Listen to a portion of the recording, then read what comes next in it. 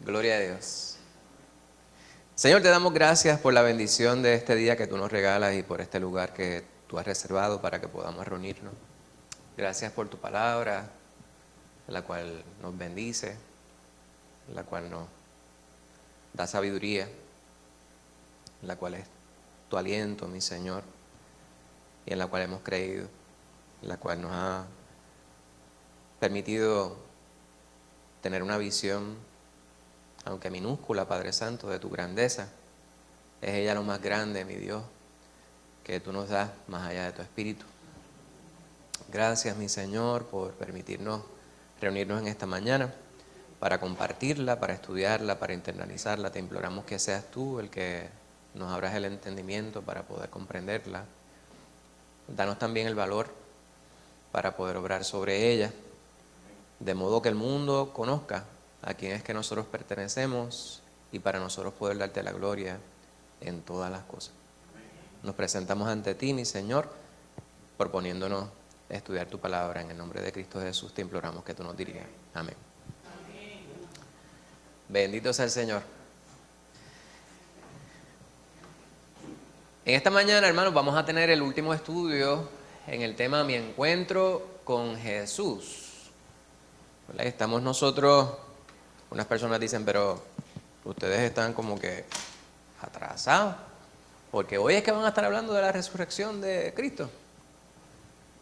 Pues todos los domingos nosotros nos reunimos para rememorar la resurrección de nuestro Señor, porque precisamente por eso es que nosotros nos reunimos domingo.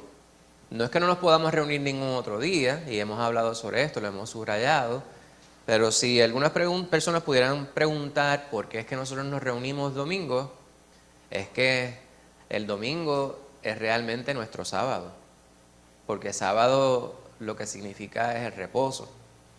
Y nosotros reposamos domingo, es el día del Señor, podemos reposar porque un domingo fue que nuestro Señor Jesucristo resucitó. Pero todos los días dan igual. Si usted solamente le dedica el domingo al Señor y el resto de la semana no piensa en el Señor, tiene que realmente cuestionarse a quién es que está usted sirviendo los otros 6 días de la semana. Pues es necesario nosotros considerar esto. Por lo tanto, hablar sobre la resurrección de Cristo Jesús la semana después del domingo de Pascua, pues es muy acertado.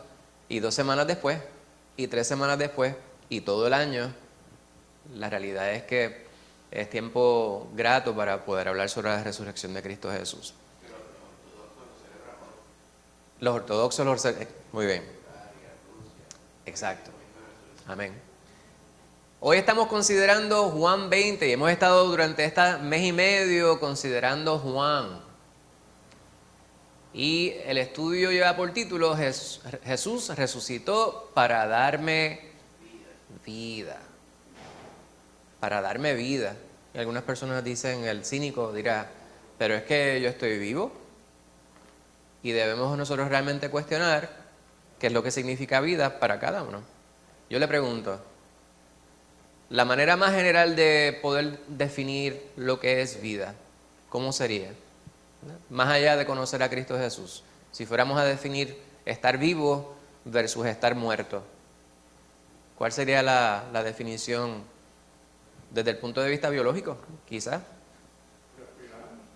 Porque respiran. Amén. Hay personas quienes respiran, están en un hospital y dicen, salud. Pero la realidad es que no está vivo. Está respirando, pero no está vivo.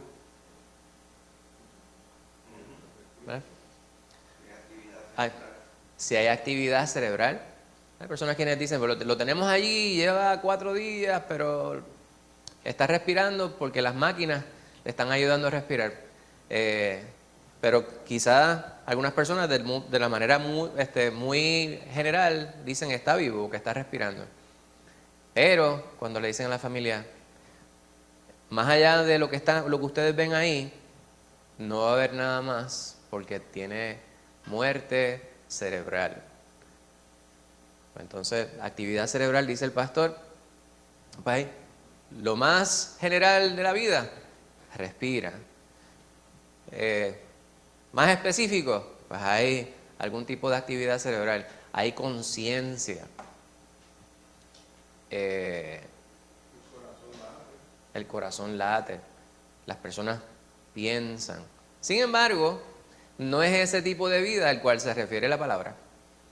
Cristo Jesús nos da una vida que es mucho más amplia que la que nosotros podemos describir desde el punto de vista biológico. La vida que nos da el Señor es vida espiritual y es vida perpetua, eterna, por siempre. Y eso es algo que nosotros pues podemos utilizar palabras para mencionar. Sin embargo, la realidad es que nuestra mente, la cual es finita, no alcanza a comprender lo que es eso. Para nosotros la eternidad es por siempre, pero la realidad es que podemos entender lo que es eso. Aunque nosotros no entendamos, nuestra mente no debe ser suficiente como para que nosotros podamos comprender. De hecho, qué bueno que nosotros no lo comprendemos, porque la realidad es que nos volveríamos locos.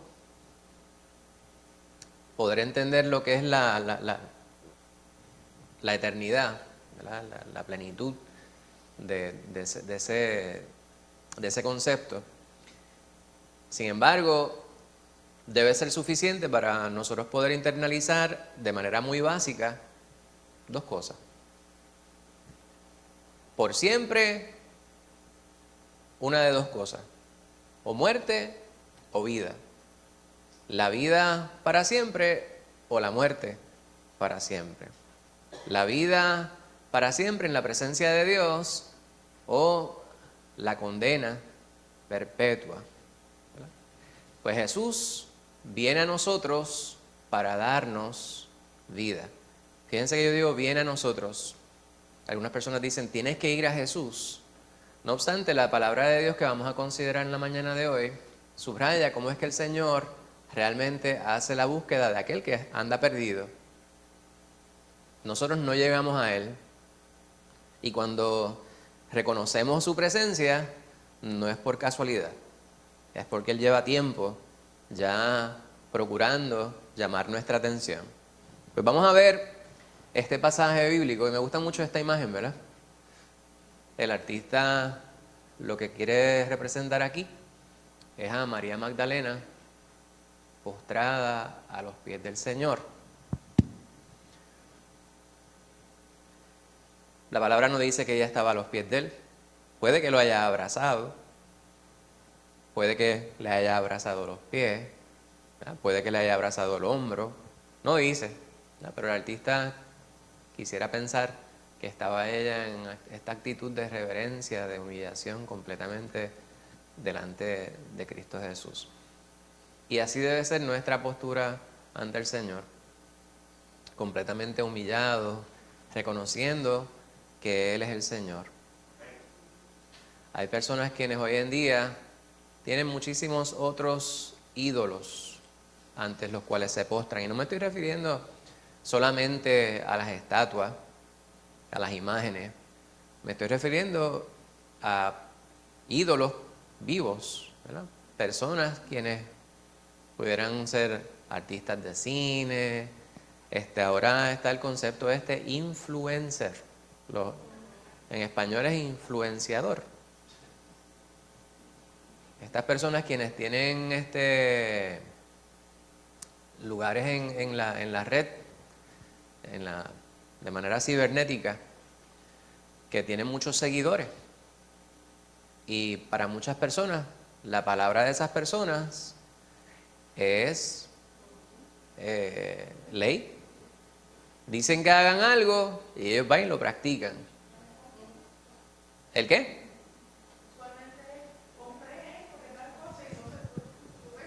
Correcto.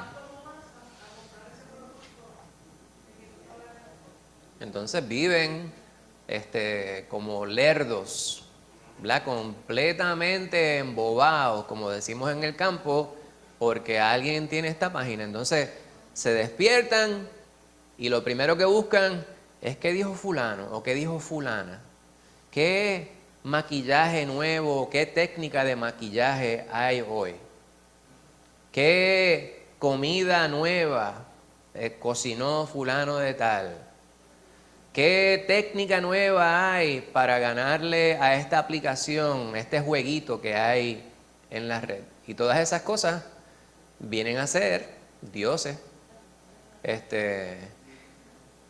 Hay un efecto idiotizante, ¿verdad? De los medios de comunicación, de estas aplicaciones cibernéticas. Y son pseudo dioses, pseudo ídolos. Pues nosotros tenemos un solo Dios, el cual se ha expresado en nuestra vida en 3 personas: el Padre, el Hijo y el Espíritu Santo. Y ha querido impactar nuestra vida para que nosotros no tengamos que sufrir la condenación eterna. Mira quién está ahí.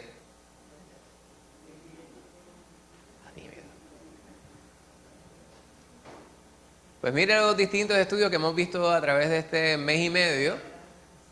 Hemos ido desde Juan 4 hasta este último capítulo en Juan. La resurrección de Jesús me ofrece la vida eterna. Me gusta cómo lo articulan aquí, ¿verdad? Me ofrece la vida eterna. ¿Por qué no me da la vida eterna?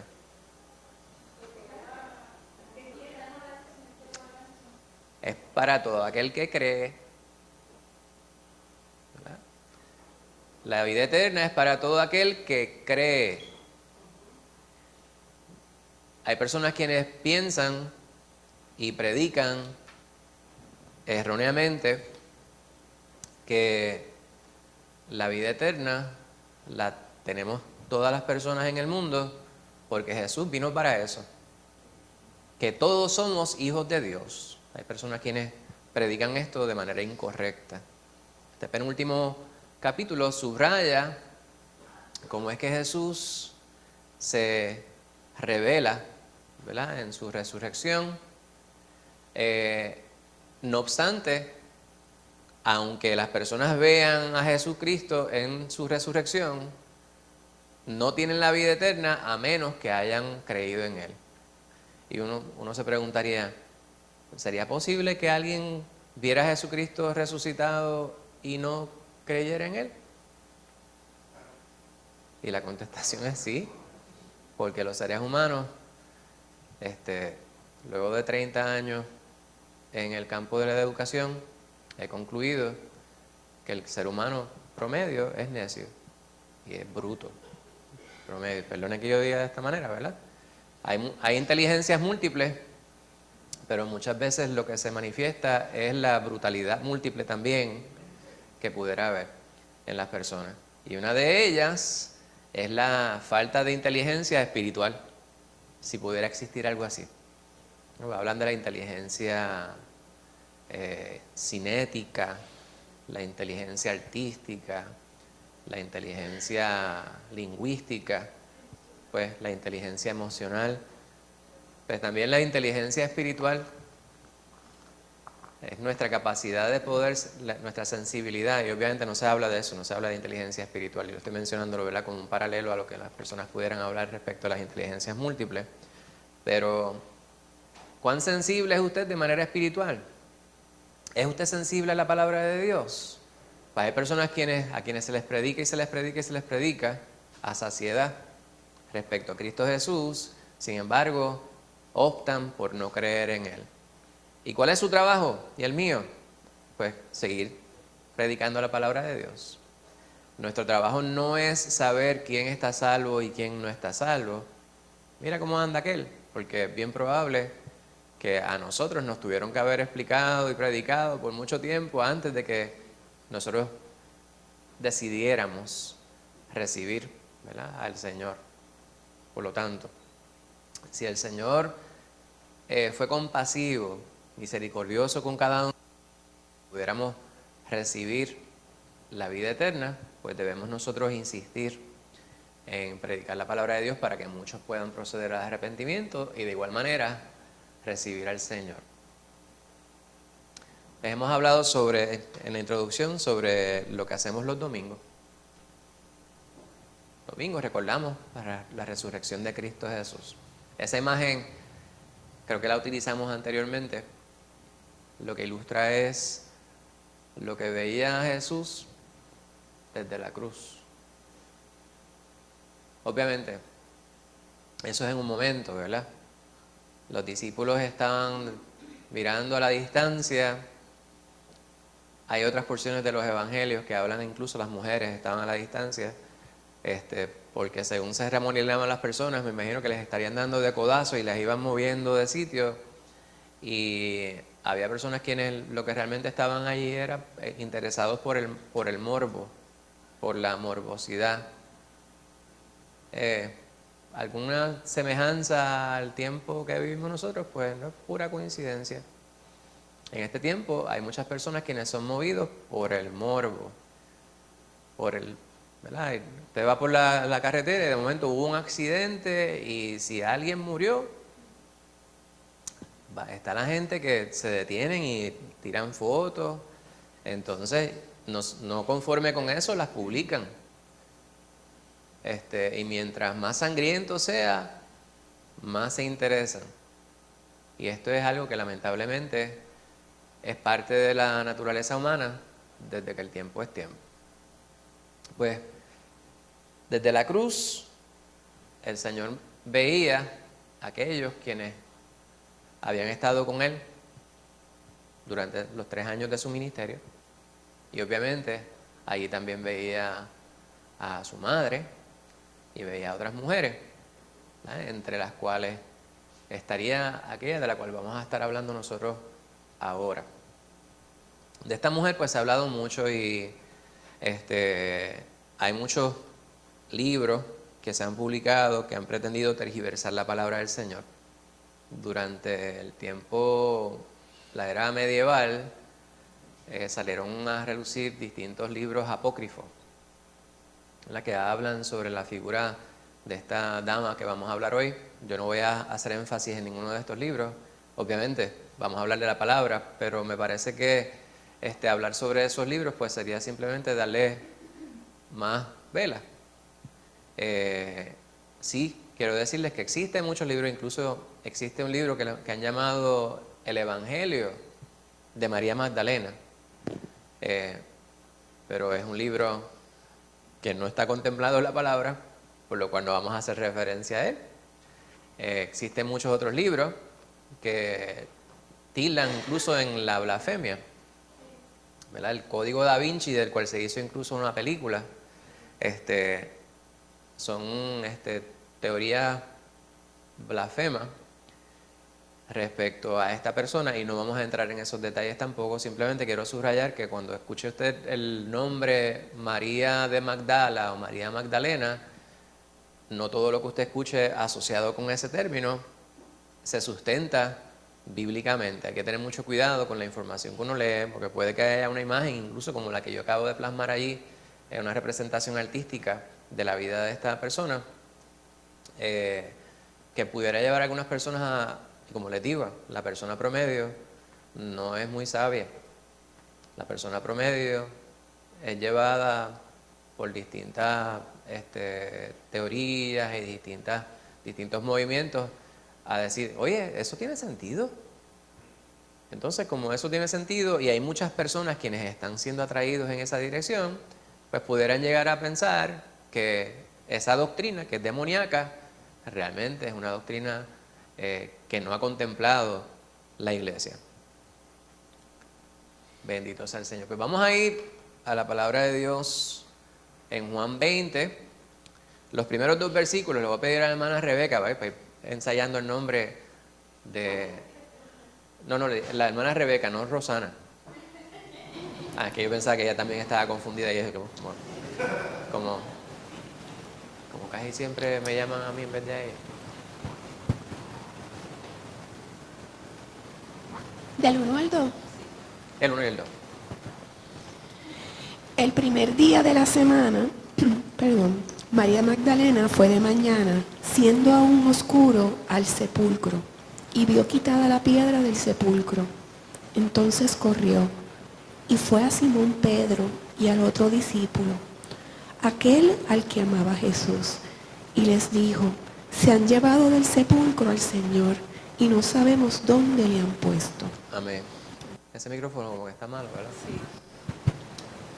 O la hermana Rebeca está bastante ronca. Sí. Ah, no era, la carraspera no era completamente de ella, está bien. Una combinación. Pues debía haber llamado a la hermana Rosana. Ya no te vuelvo a llamar, hermano. María Magdalena.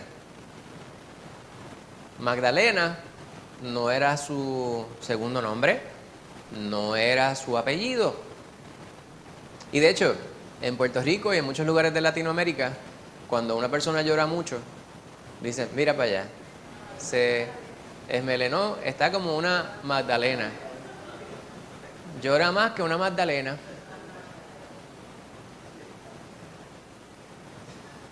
¿Verdad? Como hay expresiones, ¿verdad? Y las tomamos de la palabra, ¿verdad? Hay personas quienes dicen: mira para allá, es más incrédulo como Timoteo, ver para creer. Como Timoteo, como Tomás, es como un Tomás, ver para creer. Y llora más que una Magdalena. Pues porque ella se llamaba, ¿por qué le llamaban María Magdalena? Era de la ciudad de Magdala. Magdala era un pueblito en la porción noroeste de Galilea, ¿verdad? El lago, o el lago Genesaret, pues de esa región. Quedaba al sur, suroeste de Capernaum, que era el lugar donde era, para así decirlo, el headquarters del ministerio de nuestro Señor Jesucristo en la región de Galilea. Cada sur-suroeste de allá de Capernaum. Se dice que este era un puerto donde se realizaba mucho actividad de pesca, y se presume que había muchas personas de esa región quienes apoyaban a nuestro Señor Jesucristo y a los apóstoles de manera monetaria, ¿verdad? Sufragaban algunos de los gastos. Entre ellos, se presume que María Magdalena pudiera haber estado. Se habla aquí de la primera semana, el primer día de la semana, luego de la crucifixión de nuestro Señor Jesucristo. Aquí dice que ella se acercó o se dirigió a donde estaba enterrado nuestro Señor. Y vio allí que no había algo que le alarmó. ¿Qué fue lo que le alarmó? ¿Y por qué eso debió haber sido alarmante para ella?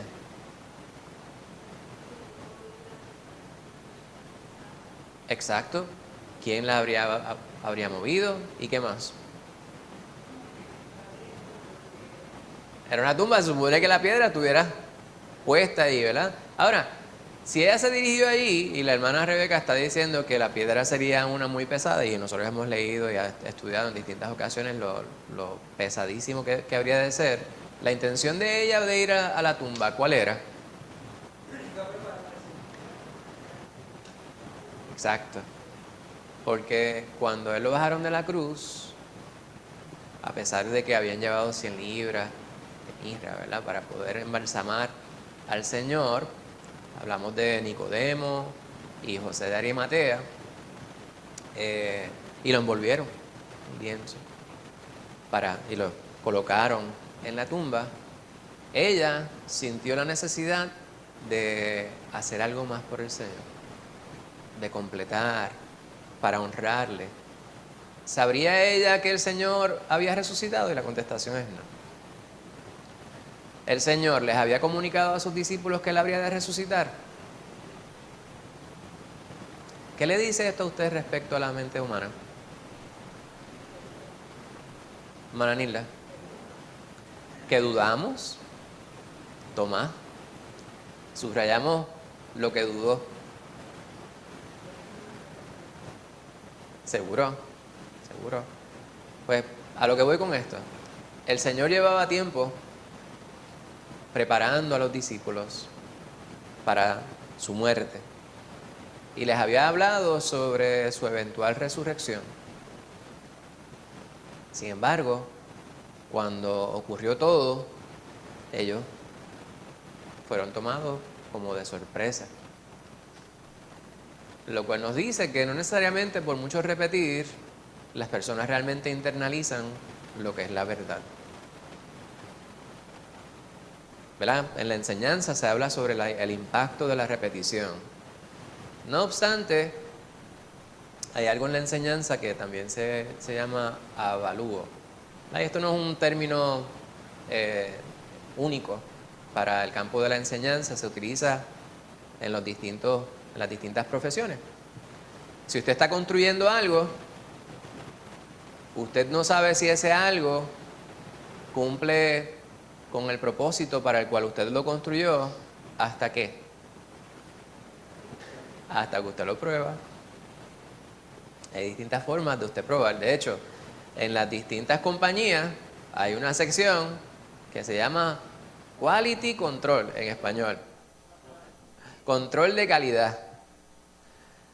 Usted dice, pues, esta caja de plástico que la construimos para poder preservar, o este envase de plástico la construimos para preservar leche, pues cumple con ciertos requisitos. Entonces usted dice, pues, se coloca la leche ahí, se refrigera y cuando usted va a tomarse la leche, dice, ay, esto sabe, usted no sabe que lo que sabe es a plástico, ¿verdad? O qué tipo de plástico. Pues, y la persona pues se envenenó. Esa fue la manera peor de usted descubrir que realmente no cumplía con los requisitos para lo cual usted intencionó la construcción de ellos. Pues el avalúo es algo que extendemos a distintas facetas. En el caso nuestro, nosotros podemos escuchar miles de veces el Evangelio predicado. Sin embargo, ¿cómo yo sé si esa repetición, esa predicación ha tenido impacto de la vida de la persona, en la vida de la persona? El assessment, ¿verdad? El avalúo tiene que haber por el fruto, por los frutos de las personas, usted sabe qué árboles representan. Si rinden fruto espiritual acorde con la palabra, pues entonces la palabra ha tenido impacto, o el impacto que se esperaba en la vida de ellos. Los discípulos habían recibido enseñanza de parte del Señor y ellos no habían completamente entendido lo que el Señor había hablado y no sabían, ¿verdad? Porque el Señor no les había hablado de unos tiempos específicos, les había dado un la. Sin embargo, no habían internalizado completamente lo que el Señor había querido decir. Por lo tanto, ella se dispone a honrar al Señor en su muerte. Hoy día, esto todavía se practica. ¿Para quién son los funerales? Para los muertos, dice la hermana Úrsula. Sí, son para los muertos, pero son más para los vivos, ¿verdad? Es una manera de nosotros hacer, como decimos en castellano, tener algún tipo de closure. Para usted decir su último adiós. Personas quienes pierden familiares y nunca dan con los restos. Y se quedan con esa carga. Y tienen que atravesar unos tiempos muy difíciles. Pues un funeral es para los muertos, pero el muerto no se beneficia de ninguna manera, más para nosotros quienes logramos decirle el despedirnos de la persona y aquellos quienes no teníamos necesariamente una relación directa con esa persona para poder apoyar a aquellos quienes perdieron a un ser querido. Y un buen momento para predicar la palabra del Señor, para que las personas sepan que la vida no es solamente este espacio de tiempo desde que nosotros nacemos hasta que ya nos respiramos. Es necesario poder comprender eso. Pues esta Magdalena,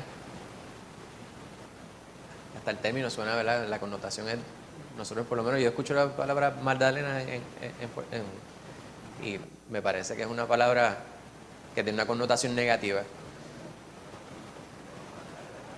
¿Hay unos dulces que se llaman Magdalena?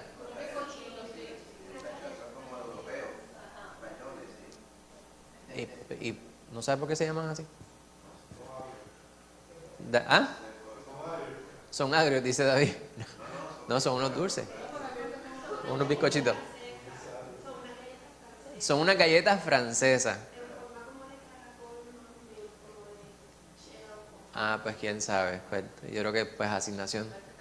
Ver por qué. ¿Cuál es la etimología de la palabra Magdalena en el nombre? Un día, ¿las hay acá también? Allá Ah, pues eso está bueno. Escuchen. Eso quedó grabado. Pues María Magdalena fue y encontró la piedra removida.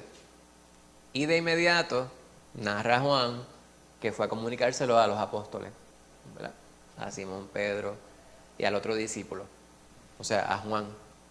Fue a decírselo.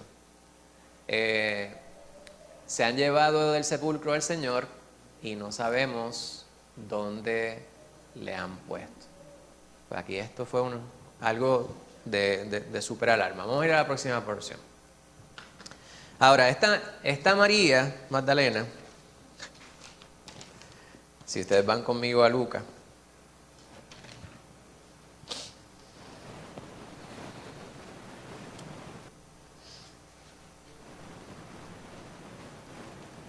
Lucas 8, dice, aconteció, Lucas 8, del 1 al 3, aconteció después que Jesús iba por todas las ciudades y aldeas predicando y anunciando el evangelio del reino de Dios, y los 12 con él, y algunas mujeres que habían sido sanadas de espíritus malos y de enfermedades, María, que se llamaba Magdalena, de la que había salido 7 demonios, Juana, mujer de Chuza, intendente de Herodes, y Susana, y otras muchas que le servían de sus bienes.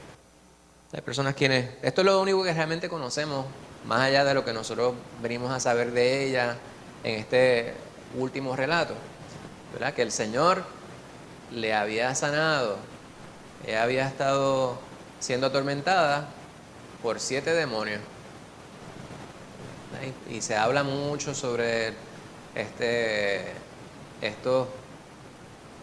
estas personas quienes eran atormentadas por demonios. Hay personas quienes reducen esta condición, estos tormentos, a condiciones físicas y de enfermedades. Sin embargo, la palabra establece que hay una distinción, hay una diferencia, porque habla cuando el Señor sanaba a las personas de lepra, cuando le devolvía la vista a los ciegos, ¿verdad? Cuando los paralíticos podían andar, pero también habla sobre aquellos quienes eran sanados de posesiones demoníacas. Y estas posesiones demoníacas eran reales. Eran personas sobre quienes venían estos demonios, les poseían y hacía que hicieran una diversidad de cosas. Si ustedes van conmigo, yo creo que a Marcos, y pudiéramos ver distintos relatos, ¿verdad? Pero vamos a ver si consideramos por lo menos este. En Marcos 5 se habla sobre un endemoniado en la región de Gadara. Dice Marcos 5, vinieron al otro lado del mar, a la región de los Gadarenos. Entonces, después que el Señor calma la tempestad, y cuando salió él de la barca, enseguida vino a su encuentro de los sepulcros un hombre con un espíritu inmundo, que tenía su morada en los sepulcros y nadie podía atarle, ni aun con cadena, porque muchas veces había sido atado con grillos y cadenas, mas las cadenas habían sido hechas pedazos por él y desmenuzados los grillos y nadie le podía dominar. Y siempre de día y de noche andaba dando voces en los montes y en los sepulcros e hiriéndose con piedras. Cuando vino pues a Jesús de lejos, cuando vio pues a Jesús de lejos, corrió y se arrodilló ante él y clamaba a gran voz. Dijo: ¿qué tienes conmigo, Jesús, Hijo de Dios Altísimo? Te conjuro por Dios que no me atormente. Porque le decía: sal de este hombre, espíritu inmundo. Y le preguntó: ¿cómo te llamas? Y respondió diciendo: Legión me llamo, porque somos muchos, y ustedes conocen el resto de la historia. Los demonios o los endemoniados no venían a Jesús. En este caso vemos cómo él se acercó a él, ¿verdad? Pero el Señor le estaba ya hablando, diciéndole que saliera de este hombre.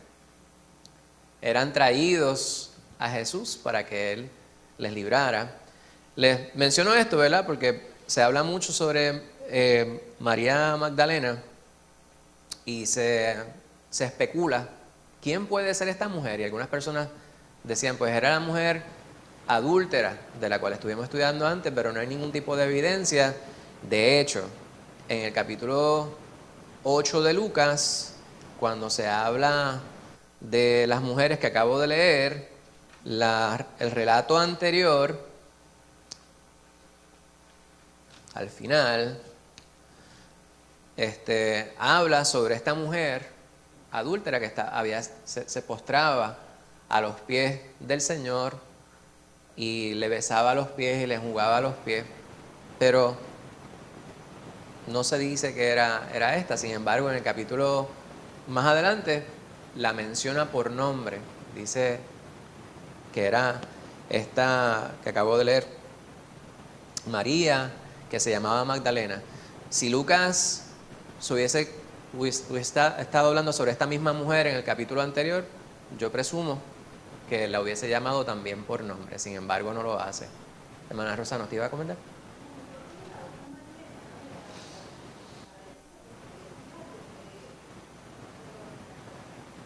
Es que había otra María que le llamaban María de Betania, ¿verdad? Pero si estaba María de Betania, estaba María Magdalena. La realidad es que no hay ningún tipo de conexión para nosotros poder precisar quién era esta María Magdalena. María Magdalena, ¿quién era? Pues era María Magdalena. Era la María de la región de Magdala. No podemos decir a ciencia cierta, con exactitud, cuál era esta María. Hay distintas especulaciones que se pudieran presentar. Hermana Lucy. Por eso, no se presume que sea esta, porque si fuera María esa, ¿verdad? La cual había sido hallada en adulterio y la cual querían matar, lapidar, pues se le habrían mencionado por nombre en esa porción también. Sin embargo, no se hace. Ahora, ¿cuál era la condición de esta María? Pues sabemos que ella había sido atormentada por 7 demonios, ¿verdad? Entonces ¿cuán importante es hacer una distinción? Pues la realidad es que no sé, ¿verdad? Simplemente para satisfacer nuestro conocimiento respecto a lo que dice la palabra, pero la distinción pues no se establece, hermana Lucy.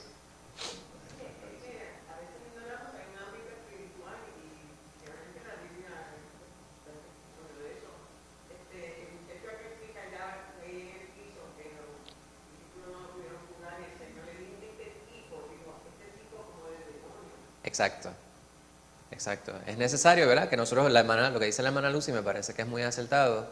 Sí, es bien importante que nosotros podamos ver que existe una distinción entre el mundo físico y el mundo espiritual, ¿verdad? Y que nuestra lucha no es contra carne ni sangre, dice la palabra. Pues, esta fue la situación.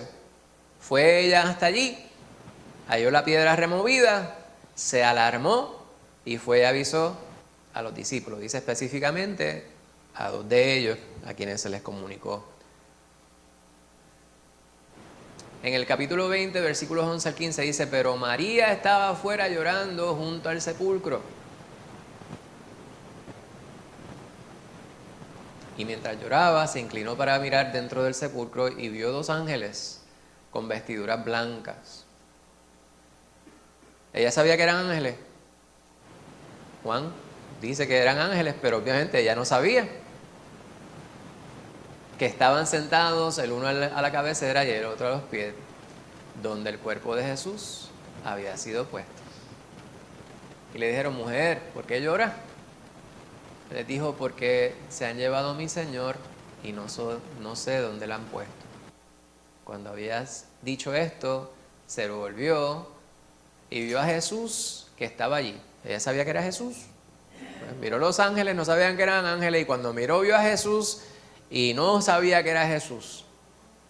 Mas no sabía que era Jesús. Jesús le dijo: mujer, ¿por qué lloras? ¿A quién buscas? Jesús sabría a quién ella estaba buscando. Que muchas preguntas tontas, ¿verdad? O sea, está formulando el maestro. Ella, pensando que era el hortelano, le dijo: Señor, si tú lo has llevado, dime dónde lo has puesto y yo lo llevaré. Estas preguntas tontas que yo le estoy formulando respecto al texto que estamos leyendo, preguntas cuyas contestaciones son aparentemente obvias, son preguntas necesarias. Porque a veces nosotros solemos complicar las cosas, y hemos hablado sobre esto en muchas ocasiones. Y la palabra es bastante sencilla. Estaban estos ángeles allí, ella los vio y les habló. Juan relata que eran ángeles, porque eso es lo que eran, pero ella no percibe que son ellos ángeles. Luego ella mira y ve a Jesús, pero no sabe que es Jesús. Y el Señor le habla y ella no sabe que es el Señor que le está hablando, y le cuestiona, ¿verdad? Le increpa respecto a lo que ella presume ha sucedido.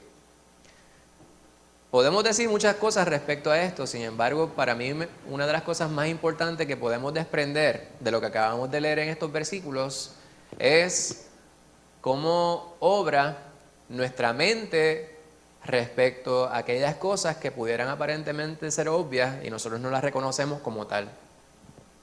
Me explico. ¿Cuántas veces nos han dado algún tipo de bendición escritural y nosotros no reconocemos la bendición que estamos nosotros recibiendo en ese momento?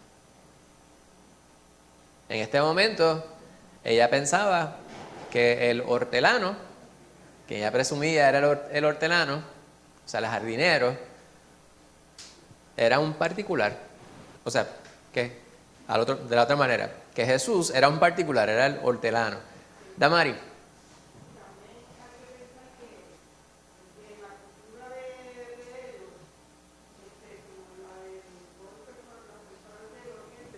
Básicamente las mujeres nunca miran a los hombres a la cara. Ellas van de abajo hacia arriba, pues son bastante sumisas. Y el contacto visual que nosotros mantenemos, cuando yo lo miro a usted, yo lo miro directo a los espejuelos, a los ojos. Pero las mujeres de allá no son así. Y muchos años después, que yo tuve la experiencia de ir allá, todavía seguían siendo así. O sea, que ellas miran de abajo hacia arriba y tratan de no mirar la cara también. Eso pudiera ser una muy buena razón por la cual María Magdalena no haya reconocido con quiénes estaba hablando, ¿verdad? Dios les bendiga, bienvenido. Lorimar.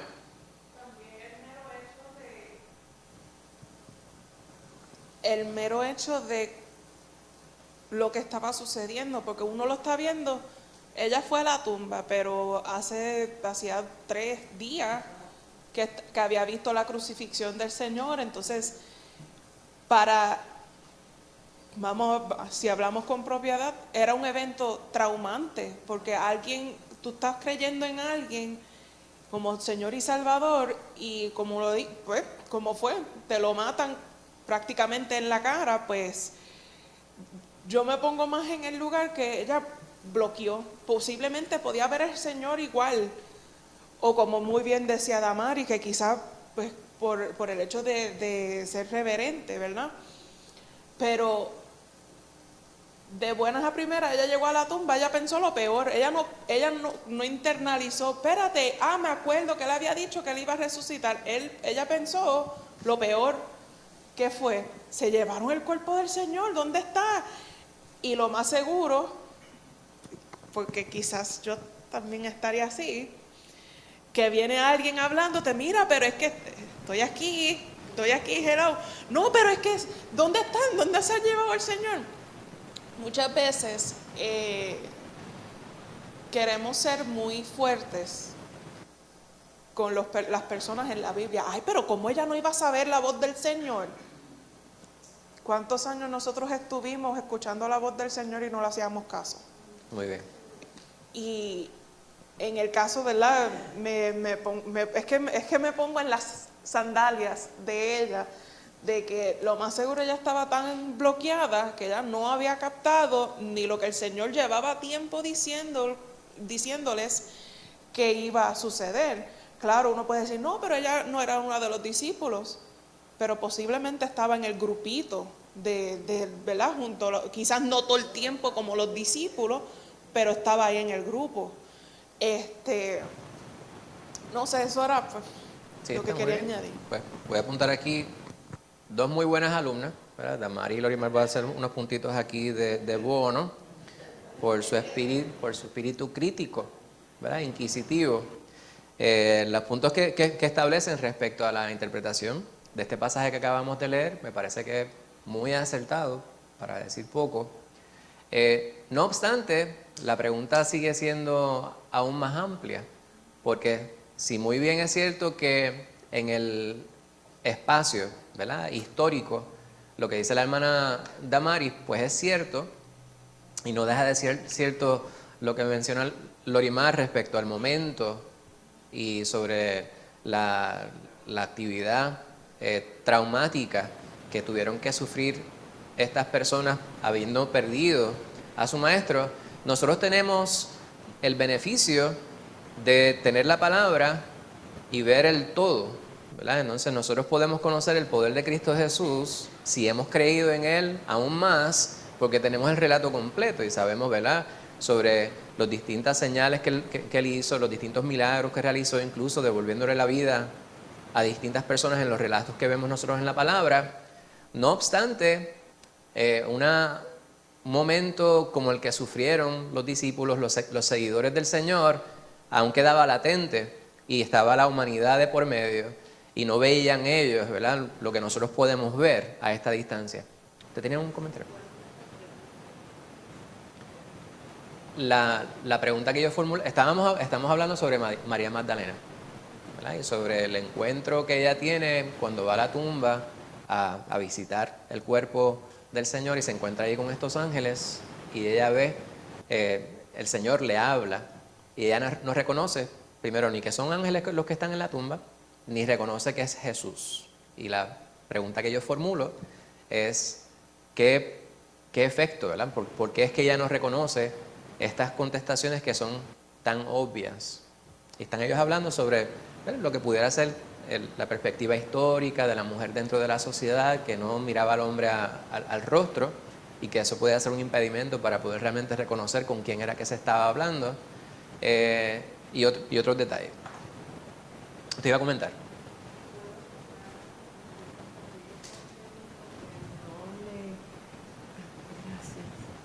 Yo pienso que no le conoció a Jesús así de primera impresión. Pienso que Él resucitó y al resucitar ya no era el mismo que había visto anteriormente. Seguro habrá sufrido algún cambio, alguna transformación que ella de repente Él tuvo que identificarse y decirle. El cambio que Él trajo después de la resurrección. Seguro, la transformación. estaba en un cuerpo glorificado. Un cuerpo glorificado.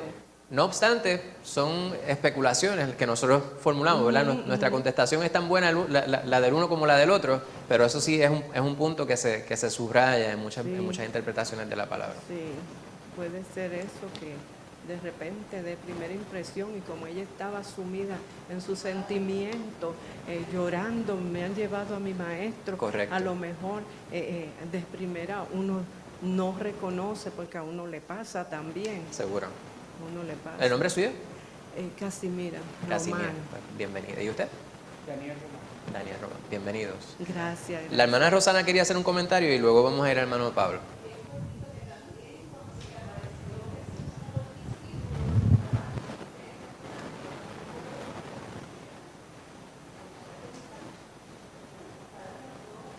Sí, el hermano Pablo y luego la hermana Lucy. Hermano Pablo. Sí, era bien temprano en la mañana, también estaba un poco oscuro y probablemente no lo pudo distinguir porque era oscuro todavía, era bien temprano en la mañana, dice. Muy bien, hermana Lucy. Y luego David.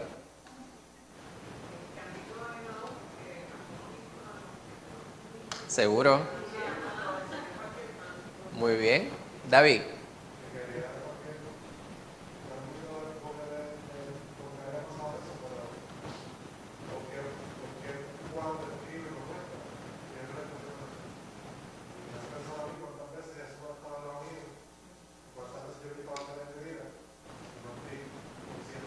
Amén. Pues ese es el punto al cual yo quería llegar. Muy bien. Vemos nosotros todo lo que ustedes han dicho, ¿verdad? Todo lo que ustedes han complementado respecto al análisis de la razón por la cual María Magdalena no reconocía que estaba el Señor delante de ella.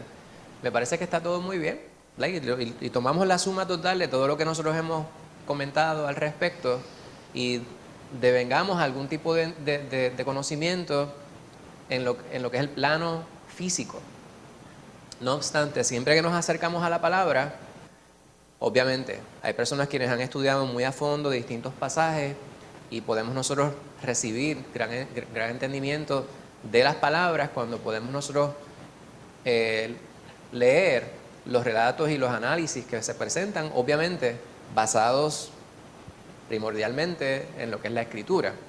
Saber de lo que es la historia, lo que es la antropología, lo que es la sociología propia de los tiempos, nos ayuda a complementar lo que estamos leyendo y poder entender, ¿verdad?, los distintos ángulos que pudiéramos nosotros considerar respecto a la palabra. No obstante, algo que siempre subrayamos es que si nuestra intención en lo que respecta a la lectura de la palabra no es primordialmente el crecimiento espiritual, vamos a perder lo más importante. Lo que presenta David, ¿verdad?, es el punto que yo quería llegar como centro, es que podemos estar nosotros siendo bendecidos por parte de Dios y no darnos cuenta. Todo lo que ustedes dicen tiene mucho sentido.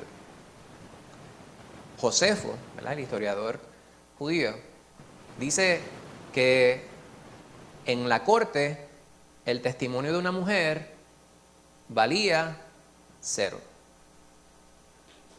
Y el testimonio de una persona que no tuviera una persona que tuviera algún tipo de pasado nebuloso, pues no era considerado.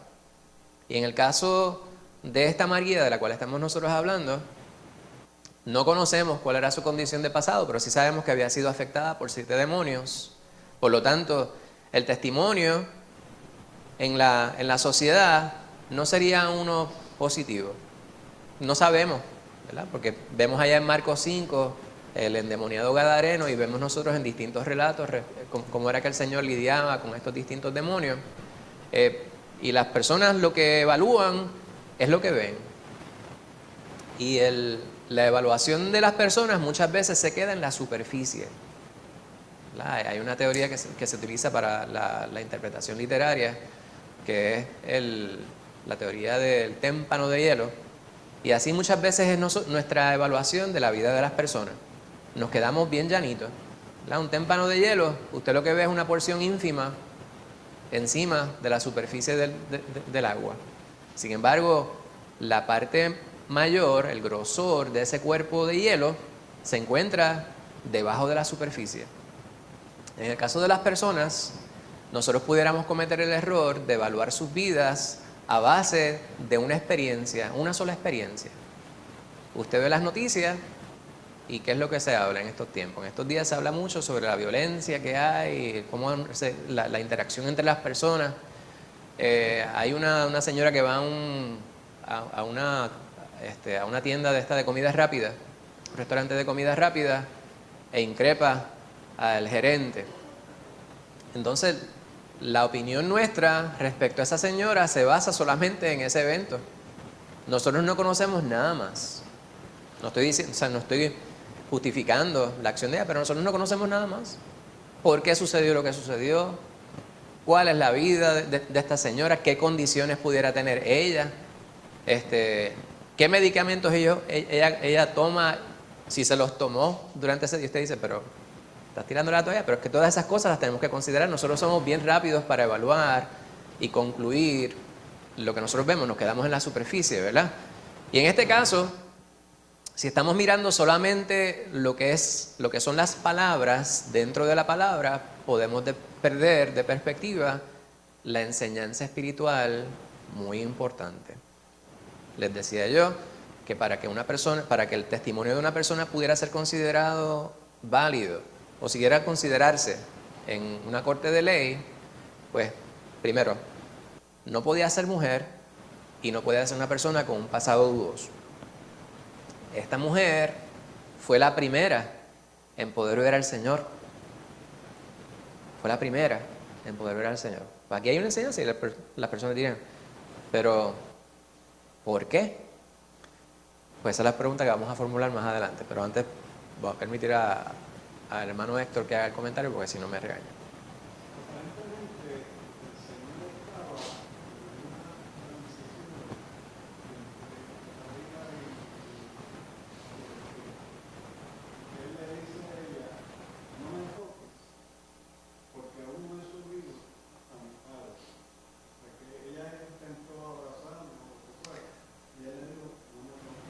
Mucho se ha disertado respecto a esta expresión. Una de las interpretaciones es que en griego lo que dice el Señor, no me tendrás todo el tiempo. No me tendrás todo el tiempo. O sea, Él está adelantándole. Hay personas quienes lo llevan, lo espiritualizan y tratan de interpretar como que no se debía tocar ese cuerpo del Señor porque era un cuerpo glorificado y por lo tanto pues había algún tipo de estigma. La realidad es que la interpretación más sencilla respecto a esa interacción es que Él está diciendo, voy a estar aquí un tiempo, pero ya no voy a estar contigo todo el tiempo físicamente. O sea, no te aferres a esto que tú estás viendo aquí. Y el Señor ya anteriormente les había dicho, es necesario que yo me vaya para que entonces venga el Consolador. Y más adelante, ¿verdad? El día de Pentecostés, estaría con ellos, quien le habría de acompañar, obviamente a todo aquel que cree. Pero me parece que ya este punto, ¿verdad? Me parece que lo hemos considerado. Vamos a ir a la porción que dice mi hermano Héctor, me parece que es importante, a menos que alguien tenga algún comentario adicional. ¿No? ¿Estamos bien? Sí. La última porción. Juan 20, versículos del 16 al 18. Karina Andrea.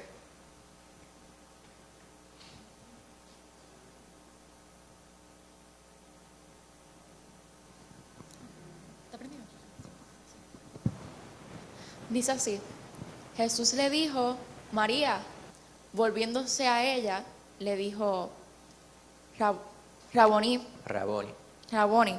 que quiere decir maestro. Jesús le dijo, no me toques, porque aún no he subido a mi Padre, mas ve a mis hermanos y diles, subo a mi Padre y a vuestro Padre, a mi Dios y a vuestro Dios. Fue entonces María Magdalena para dar a los discípulos las nuevas de que había visto al Señor y que Él le había dicho estas cosas. Amén. Y yo creo que nos hemos adelantado un poco la interpretación de esta porción, ¿verdad? Al comentario, más bien debo decir, porque ella va y le da este testimonio a los discípulos.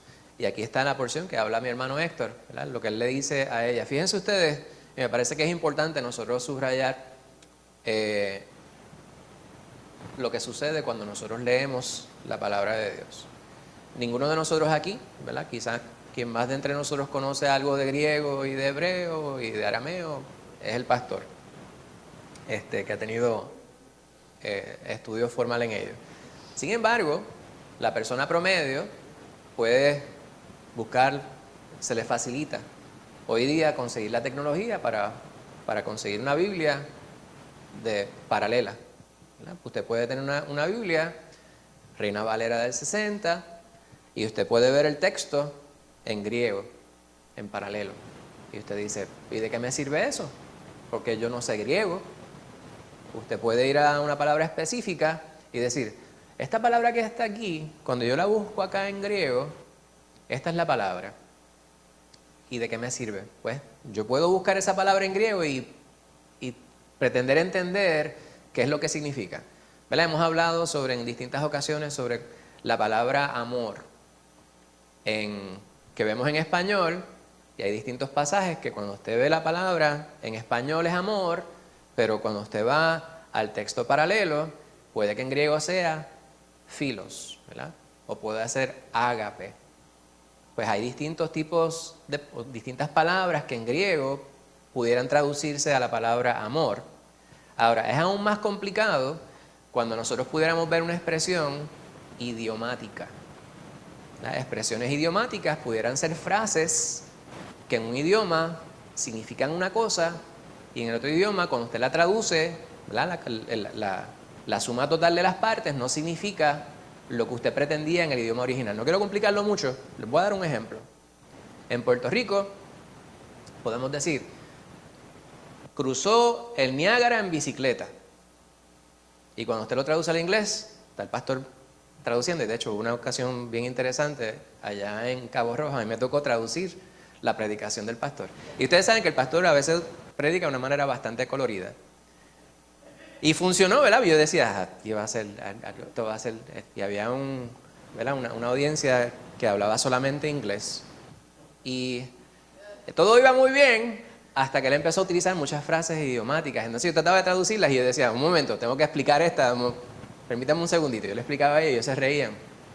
Pues, cruzar el Niágara en bicicleta en inglés sería cross the Niagara Falls on a bicycle. Y usted puede tener la visión, ¿verdad? Pero usted no entiende necesariamente que es Había antes un individuo que se llamaba Domingo Fuentes, Sunday Fountains, que llegó a escribir una columna para El Vocero, yo creo que era. Y letter to, qué sé yo quién, era uno congresista. Entonces decía, la situación se tornó color hormiga brava. The situation became the color of brave ant. Quieren imponernos el estatus a la cañona. At the female cannon, a la cañona. Entonces, esas cosas como que no se logran entender.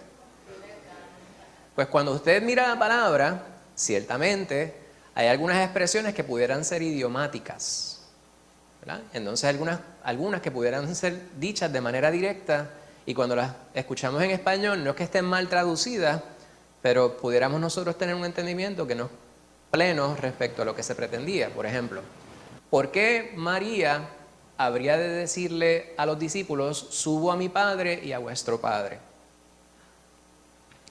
Realmente lo que el Señor le estaba diciendo era, dile a ellos que yo voy a subir al Padre y al Padre de ellos. Por lo tanto, si nosotros pretendemos internalizar todo de manera literal, ¿verdad? De manera paralela a lo que aparece en la palabra, pues tenemos que hacer un estudio más a fondo, que es lo que estamos nosotros pretendiendo hacer. Ahora, más allá de lo que está en la palabra de manera superficial, y cuando digo superficial no quiero decir que la palabra es superficial, lo que estoy diciendo es que nuestra lectura de la palabra pudiera circunscribirse única y exclusivamente a las palabras de la palabra. Eso no es lo que yo estoy queriendo decir, ¿verdad? Pero muchas veces esa es la lectura que hacemos. Es una lectura que se queda en la superficie y vemos solamente el pico del témpano de hielo y no estamos indagando en el contenido, en la profundidad. La profundidad de la palabra siempre es una enseñanza espiritual. Por lo tanto, luego de nosotros considerar el relato de la visita de María Magdalena a la tumba de nuestro Señor, su encuentro con el Señor, no habiéndole reconocido, ¿verdad?, inicialmente, pero luego de reconocerle, postrarse ante Él y el mensaje que Él le da a ella para que vaya y diga a los discípulos cuál fue su experiencia, debe haber un aprendizaje espiritual de nuestra parte. Ahora les formulo, ¿cuál es esa enseñanza? ¿Cuál es ese aprendizaje? ¿Qué aprendemos nosotros que es importante para nuestra vida como cristianos luego de entender lo que sucedió en ese lugar? ¿Cuál es la recomendación que pudiéramos nosotros aplicar a nuestra vida habiendo visto esto? Una persona a la vez. ¿Qué hizo ella? ¿Qué el Señor le dijo a ella que hiciera? Entonces, ¿cuál es el aprendizaje? ¿Cuál es la recomendación? Hermano mío. Exacto. Si usted ha creído e internalizado que Jesús es el Señor, es su responsabilidad ir y testificar. Ahora, muchas veces extrapolamos. O sea, conocemos algo o pensamos que conocemos algo y llegamos a ciertas deducciones más allá de lo que estamos nosotros viendo. Por ejemplo, sabemos que hay alguien que dice que es cristiano. Hasta ahí estamos. ¿Y por qué decimos que sabemos que hay alguien que dice que es cristiano? Porque la realidad no la podemos conocer en su totalidad respecto a esa persona. La hermana Lorian decía, ¿verdad?, nosotros podemos saber porque percibimos. ¿Qué es lo que uno esperaría de una persona que es cristiana? Que produzca fruto espiritual, fruto de arrepentimiento. ¿Verdad? Usted conoce la persona, obra a base de lo que cree. Si yo predico la palabra de Dios, pero mi vida no va acorde con lo que estoy predicando, usted está correcto si dice que yo soy un hipócrita. Que realmente digo creer algo, pero la realidad es que la evidencia no está allí de que eso es lo que yo creo. Por lo tanto, digo yo que hay personas quienes dicen que creen. Sin embargo, esas personas que dicen que creen no llevan la palabra a otros. Ahora, estoy presentando esto porque estoy hablando de la superficie. Nosotros pudiéramos extrapolar y dado que esa persona que dice que cree no está testificando a otros, pudiéramos nosotros concluir de manera errada algo respecto a lo que esa persona dice creer. Estoy hablando, ¿verdad?, de manera bien general, quizás es un poquito confuso porque no quiero darle la contestación a la pregunta. Las personas quienes dicen creer, nosotros presumimos, deben ir y testificar. ¿Por qué razones pudiera una persona que dice creer no testificar? Y la contestación aquí pudiera ser variada, hermano mío. ¿Por qué? Hay quien dice, yo creo en el Señor. Aquí. Pero entonces esa persona no testifica a otros. Casi, mira, te iba a decir.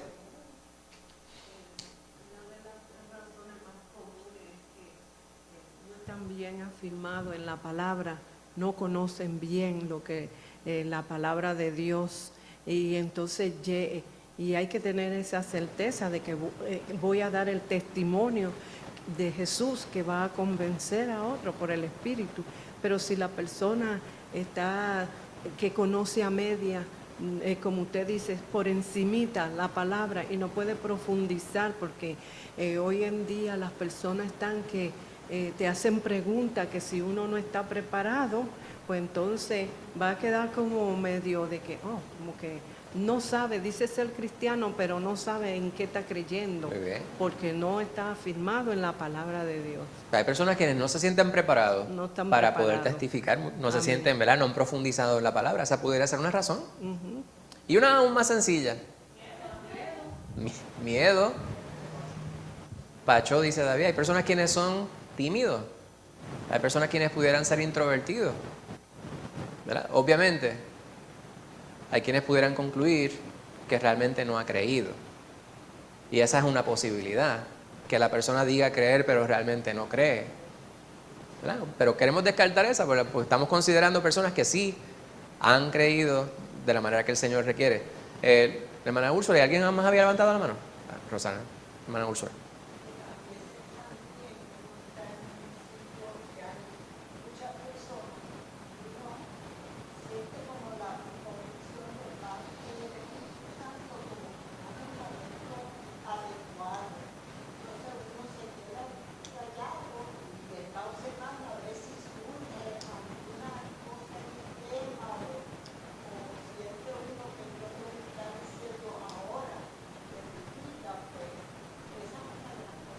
Amén.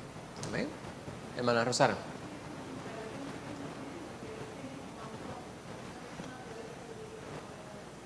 Muy bien. Pues hay muchísimas contestaciones a esa pregunta.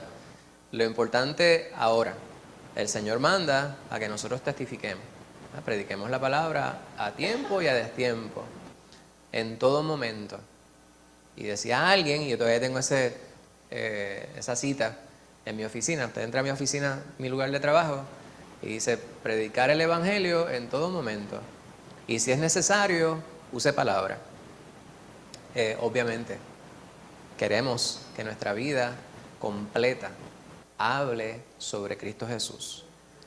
Usted tiene que cuidar su testimonio al punto de que aún usted no hablando, las personas puedan ver a Cristo Jesús reflejado en toda nuestra vida, en todo lo que hacemos. Y esto es algo, ¿verdad?, que no está en nosotros. O sea, el proceder de esa manera, porque nuestra humanidad a veces se impone. Aún nosotros no queriéndolo, ¿verdad? Porque hay algunas personas que a veces uno los ve y pudieran estar felices y usted no darse cuenta porque tienen unas caras de pocos amigos. Y no es que usted esté de mal humor, es que su cara simplemente es así. Hay personas quienes se me han acercado y me dicen, si yo no le conociera, pensaría que usted es una persona malhumorada, porque hay veces que estoy sumido en pensamiento, entonces yo tengo estas rayas aquí en la frente y hace que pareciera que yo estoy con coraje. Y lo que a veces es que quizás el sol me está dando en los ojos, está uno así como reenvillado, como decimos en Puerto Rico. Y a veces somos así, pues las personas pudieran concluir algo respecto a nosotros que no necesariamente es. Ahora, hay instancias en las cuales usted, envuelto en la situación del día, usted va a un centro comercial, a una oficina de gobierno y lo tratan a usted estrujado. Entonces, usted asume la defensiva y puede que sus ademanes, ¿verdad?, su forma de ser en ese momento también comunique algo contrario a lo que pudiera ser de bendición para otros. ¿Verdad? Y podemos dar muchísimos ejemplos. ¿Qué vamos con esto? Es necesario comunicar el testimonio que el Señor nos manda a través de su palabra. Aquí, la primera persona que vio a nuestro Señor Jesucristo resucitado, según la narración del Evangelio, fue esta mujer que representaba varias de las categorías de las personas menos consideradas, de menos privilegio dentro de la sociedad, y a ella le permitió el privilegio de ser quien primero le viera, pudiera atestiguar la resurrección del Señor. Tuvo ella con el Señor, vivió la bendición de poder ser rescatada por Él, pudo ver al Señor en su crucifixión, supo que Él murió, y esto es bien importante. El Señor Jesucristo murió. O sea, su cuerpo estuvo inerte, estuvo sin vida, fue atravesado por una lanza, se sabía que estaba muerto, le envolvieron en un lienzo, le colocaron en una tumba y 3 días después resucitó. Y ella pudo atestiguar esto. Pues ese es nuestro mensaje. Nuestro testimonio ante el mundo tiene que ser eso. Pero nuestra vida tiene que reflejar precisamente la creencia en este acto tan y tan magnánimo, ¿verdad? Tan maravilloso. Si nuestra vida no habla sobre ello en su totalidad, pues nuestras palabras no cargarán el peso que el Señor quiere que tengan. Bendito sea el nombre del Señor. Amén. Ustedes están como que tristes. El mensaje era uno, el estudio era un pasaje bonito, ¿verdad? El Señor Jesucristo resucitó y ustedes como que se ven como que quieren llorar. Preguntas, dudas, comentarios, quejas. Hermano Pablo, adelante.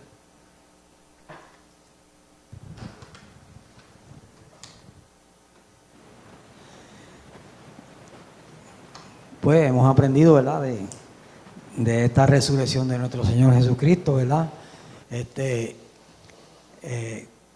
Como ella consiguió la piedra removida y los lienzos y el sudario puesto en un lado, eso demuestra que Él resucitó, que no fue que se lo llevaron, porque no iban a dejar los lienzos, iban a dejar eso ahí si Él se hubiera ido, si se lo hubieran robado, ¿verdad?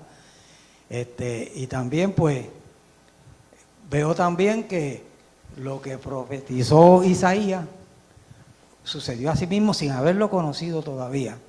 Que Isaías profetizó que iba a ser, los iban a masacrar, iban a hacer 20,000 cosas y que iba a quedar irreconocible.